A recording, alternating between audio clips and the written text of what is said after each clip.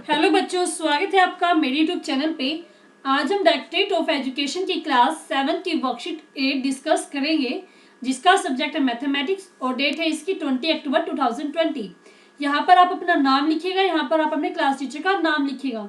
तो वर्कशीट को स्टार्ट करने से पहले जल्दी से आप मेरे YouTube channel Rishabh computer classes को सब्सक्राइब कर दीजिए, ताकि जो भी मैं नई वीडियो डालूँ उसका नोटिफिकेशन आपको तुरंत से तुरंत मिल जाए। तो स्टार्ट करते हैं बच्चों आज की वर्कशीट। आज की वर्कशीट का हमारा टॉपिक है ट्रायंगल एंड इट्स प्रॉपर्टी। हम ट्रायंगल और उसकी प्रॉपर्टी के बारे में हम पढ़ेंगे। तो देखते हैं इसमें हु एम आई, तो हमें देखते हैं बताना है कि ये कौन है। I am found on the roof of हट। मैं रूफ की जो हट होती है, जो रूट हट की रूफ पे पाया जाता हूँ, मतलब छत पे पाया जाता हूँ। On the spot of bridge, ये ब्रिज हमें दिया गया, उसके जो स्पॉट पे भी मैं पाया जाता हूँ। इन सैंडविच ऑफ माँ, जो माँ सैंडविच बनाती है उसमें भी मैं पाया जाता हूँ। नेक्स्ट है इन इजिप्ट पैरामिड, इजिप्ट का जो पैरामिड है उसमें भी मैं पाया जाता हूँ। इन किंग क्राउन, और किंग का जो क्राउन है उसमें भी मैं पाया जाता हूँ। तो इसमें हमारे पास सब में क्या शेप कॉमन आ रही है?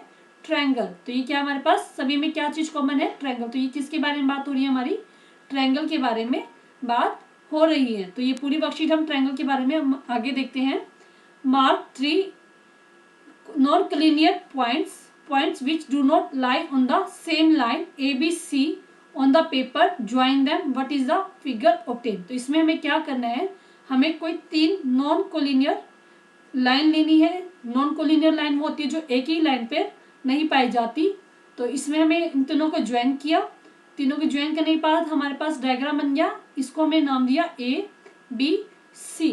What is the figure obtain. तो इससे जो हमें फिगर मिलती है, ये जो फिगर मिली हुई हमें, इसको हम क्या कहते हैं? It is a close figure of 3 line segment. तो ये क्या एक बंद फिगर है 3 लाइन सेगमेंट की। इसकी साइड्स क्या हमारे पास ए बी है, बी सी है और ए सी ए भी कह सकते हो और ए सी भी कह सकते हैं। अगर हम सीक्वेंस में चले तो ए बी, बी सी और सी ए। और वर्टिसेस है इसके, जो वर्टिसेस ये होते हैं ए बी एंड सी, इसके वर्टिसेस है। एंगल क्या होते हैं? ये इसके एंगल ए, और इसको हम क्या बोल सकते हैं? बी ए सी भी बोल सकते हैं। तो एंगल ए की बात करें तो ए बीच में आना चाहिए। इसके बाद हमारे पास क्या है? बी, बी में क्या लिख सकते हैं? A B C. और फिर हमारे पास थर्ड एंगल क्या आता है? सी। तो इसमें हम क्या बोल सकते हैं? बी सी ए। मतलब आप इसको ए सी बी भी बोल सकते हो, बी सी ए भी बोल सकते हो। मतलब क्या है कि सी बीच में आना चाहिए, तो वही एंगल माना जाता है। तो हमारे पास इसमें एंगल 3 है, ए बी और सी। हमारे पास 3 एंगल है, 3 साइड है और 3 ही वर्टिसेस है। ठीक है बच्चों, तो क्या है हमारे पास ट्रायंगल के बारे में हम बात कर रहे हैं। अब हम देखते हैं median. A line segment joining the vertex to the mid point of the opposite side of the triangle. तो मीडियन क्या होती है? एक लाइन सेगमेंट है। ये क्या? एक लाइन सेगमेंट हमें दिया गया है। A line segment joining the vertex, तो ये इस वर्टेक्स को ज्वाइन करिए किससे? To the mid point of the opposite side. तो इसके अपोजिट साइड कौन सी है? B C. जो ए वर्टेक्स से जो हम लाइन सेगमेंट खींच रहे हैं वो उसको अपोजिट साइड बी सी के मिड पॉइंट से कनेक्ट जो करती है उसको हम क्या कहते हैं? मीडियन कहते हैं। तो इसमें क्या हमारे पास ये मीडियन है ए डी, क्योंकि क्या करे एक वर्टेक्स को उसके सामने वाली साइड के मिड पॉइंट से कनेक्ट कर रही है। तो क्या कहलाती है? मीडियन। तो इसमें भी हमारे पास क्या है? ए डी मीडियन है। इसमें हमारे पास बी ई मीडियन है, क्योंकि इसमें ने बी वर्टेक्स से ए सी साइड के मिड पॉइंट को कनेक्ट किया है, तो बी ई इसमें मीडियन है। और इसमें हमारे पास सी एफ मीडियन है, क्योंकि इसमें क्या ए बी साइड को के मिड पॉइंट को हमने सी वर्टेक्स के साथ ज्वाइन किया है। तो ये क्या बन गया हमारे पास? सी एफ मीडियन है इसमें। ठीक है बच्चों, तो 3 मीडियन होती है। वैसे 3 साइड होती है, 3 वर्टेक्स होते हैं और 3 एंगल होते हैं। तो साइड की जो हमारे पास ट्रायंगल होती है इसकी 3 मीडियन होती हैं। तो इसके बाद हम पढ़ रहे हैं altitude. The perpendicular line segment from a vertex of a triangle to its opposite side.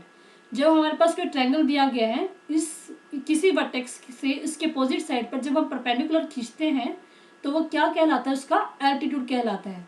Perpendicular line segment, perpendicular क्या है? ये परपेंडिकुलर लाइन सेगमेंट है from a vertex to the opposite side, it is called the altitude. तो आगे हम देख रहे हैं think can altitude be drawn from an vertex. Yes, जैसे हम मीडियन को खींच सकते हैं वैसे ही एल्टीट्यूड को हमें किसी भी वर्टेक्स से खींच सकते हैं। इसका आंसर क्या होगा? Yes. Is there any difference between median and altitude. तो आपको इन दोनों की डेफिनेशन लिखनी है। एल्टीट्यूड की डेफिनेशन यहाँ से लिखनी है और मीडियन की डेफिनेशन यहाँ से लिखनी है। तो यही इन दोनों का डिफरेंस होता है। जो मीडियन होती है वो 2 पार्ट्स में डिवाइड करती है, मतलब इक्वल पार्ट्स में डिवाइड करती है। और जो एल्टीट्यूड होता है वो सामने वाली साइड को 90 डिग्री का एंगल बनाता है। ये इसका डिफरेंस होता है। ठीक है, तो आपको ये नहीं करना, आपको ये समझना था, ये मैंने समझा दिया। अब आपको आगे देखते हैं exterior angle. N exterior angle of a triangle is form when the side of a triangle is produced. जो एक्सटीरियर एंगल होता है वो कब प्रोड्यूस होता है, जब किसी भी साइड को प्रोड्यूस किया जाता है। जैसे कि मैंने यहाँ पे हमारे पास ट्रायंगल दिया गया पी क्यू आर, ठीक है, तो इसमें क्या होता है, of a triangle is form when a side of a triangle is produce. तो हमने क्या किया, draw a triangle P Q R and produce one of the side से क्यू आर। तो इसको हमने प्रोड्यूस किया क्यू आर को as the angle form at vertex R. जो इसमें एंगल यहाँ पे फॉर्म हुआ है इसको हम क्या बोलते हैं, एक्सटीरियर एंगल, मतलब पी आर एस के एक्सटीरियर एंगल है। Name the adjacent angle to P R S. तो इसके हमें एडजेसेंट एंगल बताने, पी आर एस के क्या एडजेसेंट एंगल है, हमारे पास एडजेसेंट एंगल है इसके पी आर क्यू। तो इसका एडजेसेंट एंगल क्या हो जाएगा, पी आर क्यू, ठीक है। Cut out P N Q. तो हमें पी एन क्यू को कट करना है, तो हमें क्या मिल जाएगा, इसका एडजेसेंट एंगल मिल जाएगा, क्योंकि जो ये पार्ट अगर कट हो गया तो क्या बचेगा, यही पार्ट बचा, तो इसका क्या मिल जाएगा, हमें एडजेसेंट पार्ट मिल जाएगा। And place them adjacent and cover angle R. तो इसके हमें ये वाले पार्ट को कट कर देना है और उसको हमें जो बच गया पार्ट वो उसके आर के एडजेसेंट हो जाएगा। यू विल ऑब्जर्व, तो हम देखेंगे कि हमारे पास जो पी आर एस है, जो पी आर एस की वैल्यू होगी वो पी और क्यू के सम के इक्वल ही मिलेगी हमें, ठीक है। तो यही बताना चाह रहा है कि अगर हम इस दोनों को कट करने के बाद इसकी वैल्यू के हम साथ मैच करेंगे तो इन दोनों की वैल्यू जो होगी दोनों के सम की बराबर होगी। तो इट मीन्स क्या है, जो पी डायग्राम में दोबारा से बना देती हूँ आपको। तो इसमें क्या बताया कि जो पी आर एस है हमारे पास, पी क्यू आर एस, जो पी आर एस की वैल्यू होगी वो इन दोनों के सम के इक्वल होगी। तो एंगल क्या, P R S equal to measurement of angle P and measurement of angle Q. तो इन दोनों की इक्वल होगी, तो एक्सटीरियर एंगल की वैल्यू इन दोनों के सम के इक्वल होगी। तो ठीक है जी, समझ में आया आपको एक्सटीरियर एंगल का कंसेप्ट। आगे हम ट्राई करते हैं, let's try question 1। In triangle P Q and R, ठीक है, in triangle P Q R D is the mid point. तो डी क्या हमारे पास मिड पॉइंट है ये ऑफ क्यू आर। तो फर्स्ट पॉइंट हमें बताना है पी एम इज ए, तो पी एम क्या हमारे पास, ये क्या है, ये हमें 90 डिग्री दिख रहा है, तो ये क्या है इसका एल्टीट्यूड। तो यहाँ पे आप लिखो एल्टीट्यूड, ठीक है बच्चों। तो अब हम देखते हैं पी डी। पी डी क्या है, इसके मिड पॉइंट को डिवाइड करिए, तो इट मीन्स क्या, ये इसका मीडियन है। मीडियन क्या करती है, हमेशा मिड पॉइंट से कनेक्ट होती है, तो इसकी क्या लगेगी मीडियन, ये इसकी मीडियन है। तो इसमें पूछे क्यू एम, ये वाला part Q M equal to M R, नहीं, क्योंकि परपेंडिकुलर है, क्योंकि क्या है परपेंडिकुलर डिवाइड करें तो परपेंडिकुलर कभी भी इक्वल पार्ट्स में डिवाइड नहीं करता, तो ये नो आंसर है इसका। तो इसमें पूछा अब नेक्स्ट है पी एम आर। तो पी एम और आर, जो पी एम आर की वैल्यू कितनी है हमारे पास यहाँ पे 90 डिग्री, ठीक है। तो यहाँ पे आप लिखो 90 डिग्री, ठीक है बच्चों। तो नेक्स्ट क्वेश्चन हम देखते हैं, name the side opposite to Q P R. Q P R, तो क्यू पी आर के अपोजिट साइड हमें क्या दिख रही है, क्योंकि हमें पूरे ट्रायंगल की बात करनी है, तो पूरी साइड इसकी क्या हो जाएगी, हमारे सामने इसकी क्या कौन सी साइड आ रही है, क्यू आर। तो इसके साथ आंसर आएगा हमारे पास क्यू आर, ठीक है। जैसे हमारे पास क्यू पी आर की बात करें मतलब पूरा एंगल आया हमारे पास, तो इसके पूरी सामने क्या हो जाएगी, पूरी की पूरी साइड आएगी क्यू आर, ठीक है। अगर सिर्फ इस एंगल की बात करते तो हमारे पास वैल्यू आती है इसकी क्यू एम। तो इसका आंसर हमारे पास क्या है, क्यू आर। नेक्स्ट क्वेश्चन हम देखते हैं, find the value of unknown interior angle Z in the following figure. इसमें हमें इंटीरियर एंगल जेड की वैल्यू निकालनी है। तो इसके लिए आपको जो भी हमने थ्योरम यूज की थी, एक्सटीरियर एंगल का जो सम होता है, एक्सटीरियर एंगल की जो वैल्यू होती है वो इंटीरियर एंगल के मतलब जो अपोजिट इंटीरियर एंगल होते हैं इन दोनों के सम के इक्वल होती है। तो इसमें आप लिखो Z plus 50 is equal to 115, ठीक है। तो जेड की वैल्यू यहाँ पे कितनी आ जाएगी, 115 माइनस 50, तो जेड की वैल्यू हमारे पास कितनी आ गई 65। ये आपका आंसर हो गया आपके थर्ड क्वेश्चन का आंसर, ठीक है बच्चों। तो नेक्स्ट क्वेश्चन हम देखते हैं, find the value of exterior angle x in the following figure. इसमें हमें एक्सटीरियर एंगल निकालना है।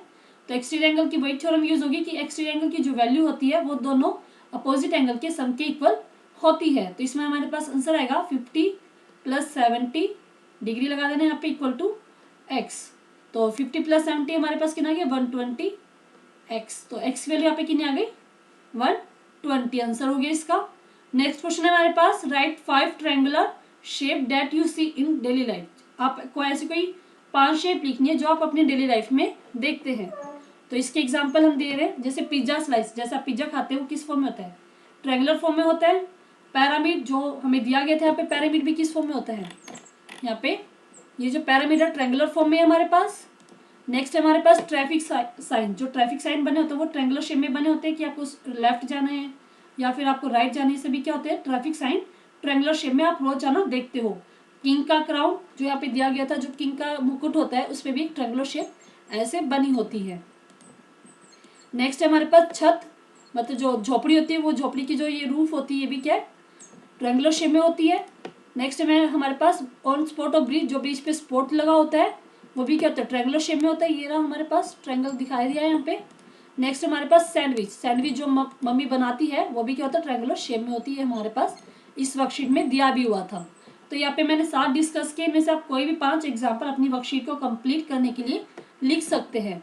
ठीक है बच्चों, तो पूरी वर्कशीट हमारी कंप्लीट हो गई। अगर आपको समझ में आई, अच्छी लगी है तो इस वीडियो को लाइक कीजिएगा, अपने दोस्तों के साथ शेयर कीजिएगा ताकि वो भी इस वर्कशीट वीडियो की हेल्प से अपनी वर्कशीट कंप्लीट कर पाए। और मेरे यूट्यूब चैनल को ऋषभ कंप्यूटर क्लासेस को सब्सक्राइब करना ना भूलें। Thank you very much.